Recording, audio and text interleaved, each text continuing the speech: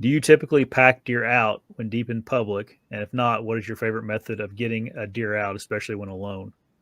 I'll start with this one. If you're by yourself packing it out, if it's legal, it's not legal in every state, so you got to watch that.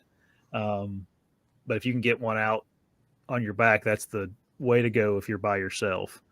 Uh,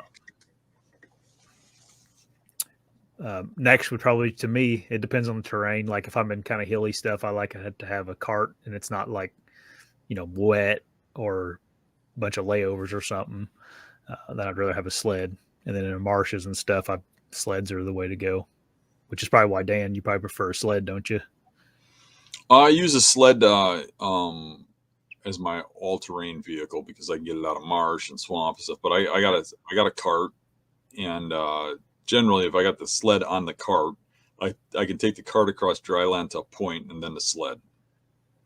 If there's any kind of snow, it's always the sled. But if or really thick terrain, it's the sled.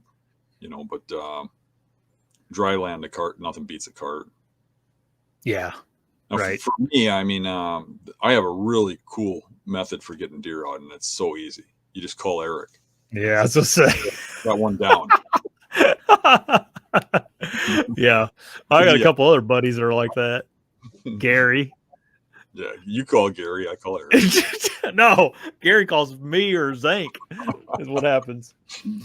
I'm usually not around, so, but I've helped my fair share on some of Gary's bucks. But anyway, no, it's all good. He's You should be glad Eric helps me so much, because then you don't have to ride all the way up here from Indiana to help me. But honestly, there's a lot of mistakes made by people by getting help. You got to have people you trust.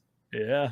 There's a small group of people I would trust to tell that I shot a really big buck and I want to pull it out. Yeah. Because otherwise the whole area is ruined from then on.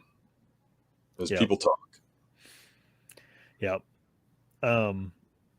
Outside of like swamp, I've never packed a deer out of the swamp on my back. I could see where that would be a huge pain because you weigh 70, 80 pounds more than what you usually do, and your feet would, be hard to get your feet out of this marsh and swamp and everything else. But man, it's hard to beat if you got a good frame pack. That's as far as time and energy wasted, that's a pretty hard method to beat.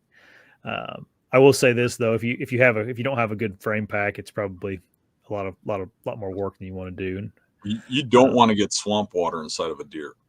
Yeah. It will get bacteria in there and it'll rot real fast and it'll taint the meat. Even if it doesn't rot, it'll make your meat bad.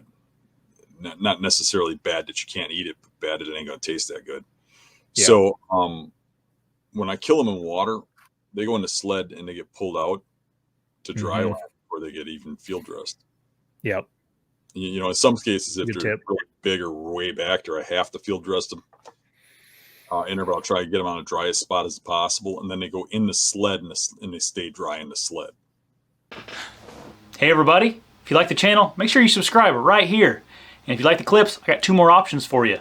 2 options right here. Subscribe right here. See you guys.